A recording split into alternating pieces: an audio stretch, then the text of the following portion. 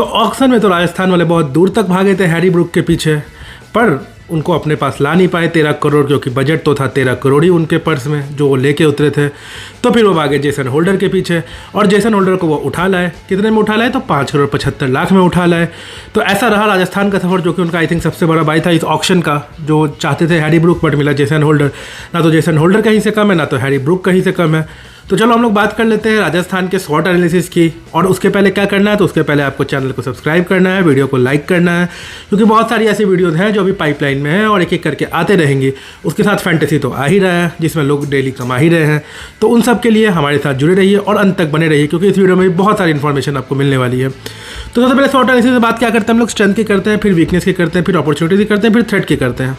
अब जब स्ट्रेंथ की सबसे पहले अगर हम लोग बात करने पुतरे, तो स्ट्रेंथ में क्या है भाई, तो स्ट्रेंथ में राजस्थान रॉयल की बैटिंग भी उनकी स्ट्रेंथ है, बॉलिंग भी उनकी स्ट्रेंथ है। बैटिंग में अगर स्ट्रेंथ की अगर हम लोग बात करते हैं, तो बैटिंग में उनके पास जॉस बटलर भी हैं, जो कि पिछले साल से ही फॉर्म में है।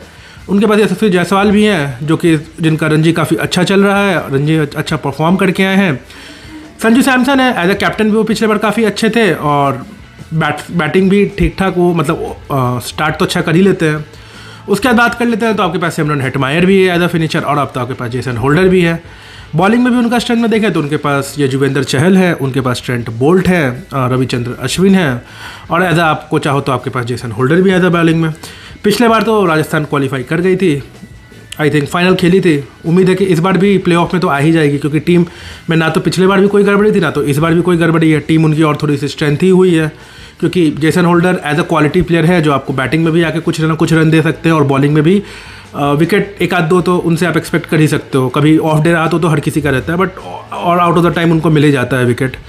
तो ये टीम ऐसी है जो बैटिंग में भी बहुत सॉलिड लग रही है, बॉलिंग में भी बहुत सॉलिड लग रही है। तो स्ट्रेंथ ही स्ट्रेंथ है भाई इस टीम के पास। वीकनेस की बात कर लेते हैं यार, तो देखो वीकनेस के लिए कुछ है नहीं। ऑन द पेपर ये टीम बहुत स्ट्रांग है, सबसे स्ट्रांग है, बोला जाए तो सबसे बैलेंस्ड टीम है। पर अगर बात कर ले रहे हैं तो यार वीकनेस में देख लेते हैं यार, तो सबसे पहले प्रसिद्ध कृष्णा का इंजरी, वो एक वीकनेस हो सकता है, क्योंकि प्रसिद्ध कृष्णा एक तो इंडियन पेसर है, इंडियन क्वालिटी पेसर है, और लास्ट ईयर काफ़ी अच्छा परफॉर्म किए थे। ट्रेंट बोल्ट के साथ एक अच्छा उनका जुगलबंदी रहता था, दोनों लोग एक साथ फेंकते थे तो काफ़ी इफेक्टिव रहते थे। पर बात वो है कि अब जब प्रसिद्ध कृष्णा नहीं है, तो आपको ये देखना पड़ेगा कि उनके रिप्लेसमेंट में कौन आता है। कुलदीप सेन है, वो भी एक अच्छे बॉलर है, हमें इस पर कोई डाउट नहीं है, बट एक वो होती है वीकनेस। तो हाँ यार, पिछले बार इनका टीम सेटल था प्रसिद्ध कृष्णा की वजह से। दूसरा अगर वीकनेस की बात हम लोग कर लेते हैं, तो यार Jason Holder as a weakness आप बोल सकते हो, क्योंकि जेसन होल्डर को आप 4 ओवर अगर फेंकवाओगे तो कभी कभी चांसेस है कि जेसन होल्डर पिटा बहुत जाते हैं। तो यहाँ पे थोड़ा सा जेसन होल्डर का देखना पड़ेगा। तीसरा वीकनेस रविचंद्र अश्विन को आप कंसिडर कर सकते हैं हम लोग, क्योंकि रवि अन्ना कैसा है कि रवि अन्ना किफ़ायती बहुत रहते हैं, बट उनको विकेट नहीं मिलता है कभी कभी। लाइक लास्ट IPL में भी उनको एक मैच में ही 3 विकेट आई थिंक मिला था, और फिर रैंडमली उनको किसी मैच में विकेट नहीं मिलता था, किसी में 1 मिलता था, किसी में कुछ नहीं मिलता था। ओवरऑल तो काफ़ी आई थिंक सिंगल डिजिट में उनका विकेट का कॉलम रहा था। तो थोड़ा सा वीकनेस आप उसको कंसिडर कर सकते हैं। और दूसरा है कि अगर अब वीकनेस को आपको स्ट्रेंथ बनाना है, तो प्रसिद्ध कृष्णा जैसे आपके रूल्ड आउट हो गए हैं, तो 10 करोड़ रुपये तो उनका बचा है ना भाई, तो उससे हम लोग कुछ तो नया खरीद सकते हैं। तो ये हो सकता है कि अगर चाहे राजस्थान रॉयल तो कुछ शॉपिंग कर ले, कुछ स्ट्रेंथ ले आए, क्योंकि एक तो एज अ पेस बॉलर अगर आपको कंसिडर करना है तो मिल सकते हैं। अगर बाहर से भी खोजेंगे तो चांसेस है कि अच्छा पेस बॉलर आपको मिल जाएगा। अब बात कर लेते हैं यार अपॉर्चुनिटीज़ की। तो अपॉर्चुनिटीज़ तो हर टीम के पास होती है, हर टीम में ऑलमोस्ट हर प्लेयर के पास अपॉर्चुनिटी है। राजस्थान में थोड़ी ज़्यादा है, थोड़ी ज़्यादा इसलिए क्योंकि देखो यशस्वी जायसवाल भी अपने आप को अभी तक इंडिया में नहीं ला पाए हैं, तो उनके लिए एक अपॉर्चुनिटीज़ है। संजू सैमसन के लिए सबसे बड़ी अपॉर्चुनिटीज़ है, क्योंकि संजू सैमसन पे हमेशा डिबेट चल रहा है, संजू सैमसन को इंटरनेशनल खिला नहीं रहे। तो भाई आपको इस बार तो परफॉर्म करना पड़ेगा, और सिर्फ परफॉर्म नहीं करना पड़ेगा, काफ़ी कंसिस्टेंट परफॉर्म करना पड़ेगा, क्योंकि संजू सैमसन का सबको पता है उनका IPL स्टार्ट बहुत अच्छा होता है। IPL के स्टार्ट में वो ताबड़तोड़ शुरू के 3-4 मैचेस में रन होता है, बट IPL खत्म होते होते मिड इनिंग में आते हैं, उनके पास रन उनके पास बचता नहीं है। तो उस अकॉर्डिंग संजू सैमसन को इस साल तो भाई करना पड़ेगा परफॉर्म। तीसरा भाई अपॉर्चुनिटीज़ है आपके पास रियान पराग के पास, क्योंकि जिस अकॉर्डिंग राजस्थान उनको बैक करती है, हर मैच खिलाती है, वो हर सीज़न फ्लॉप होते हैं, कुछ खास हर बार नहीं कर पाते हैं। मोस्ट कॉन्ट्रोवर्शियल प्लेयर में से उनका नाम आता है, क्योंकि बोलते बहुत ज़्यादा है, हरकतें बहुत, मतलब वही है ना कि हरकतें कोहली वाली और परफॉर्मेंस बुमराह वाली बैटिंग में, तो वो वाली उनका हिसाब है। तो उनके लिए एक अपॉर्चुनिटी है, क्योंकि भाई जितना आप बोलते हो, जितना हरकत करते हो, उतना ग्राउंड पे लाके दिखाओ, तो उनके लिए भी एक अपॉर्चुनिटी है। फिर अपॉर्चुनिटी की बात करते हैं तो यार प्रसिद्ध कृष्णा नहीं है, तो उनके गैर हाजिरी में अपॉर्चुनिटी है आपके लिए कुलदीप सेन के, क्योंकि कुलदीप सेन को एक मैच इंडिया में खेले थे बांग्लादेश के लिए, आई थिंक 4 ओवर फेंके थे, उसके बाद से कुलदीप सेन ही थे ना, हाँ। तो अगर वो नहीं होंगे तो फिर भी आपको अगर इंडिया में कंसिस्टेंट खेलना है, पेसर चाहिए, तो आपको भी परफॉर्म करना पड़ेगा। कुलदीप सेन के लिए यहाँ पे काफ़ी अच्छी अपॉर्चुनिटी है।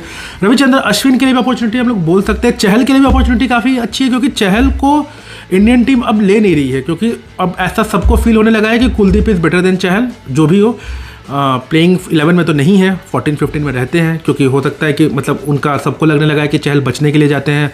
और जो चहल में एक पहले काबिलियत थी कि चहल फ्लाइट देते थे, चहल वेरिएशन देते थे और विकेट ले लेते थे, वो चीज़ धीरे धीरे कम हो रहा है। तो अगर ऑल्दो चहल लास्ट ईयर के पर्पल कैप विनर थे, बट स्टिल अगर चहल को वापसी करना है टीम इंडिया में और अपने आप को स्ट्रॉन्ग कंटेंडर बनाना है, तो उनको परफॉर्म करना होगा, गिवन दैट कि is a world cup year. और वर्ल्ड कप ईयर में काफ़ी ज़्यादा जरूरी बन जाता है, तो उनको परफॉर्म तो करना ही पड़ेगा।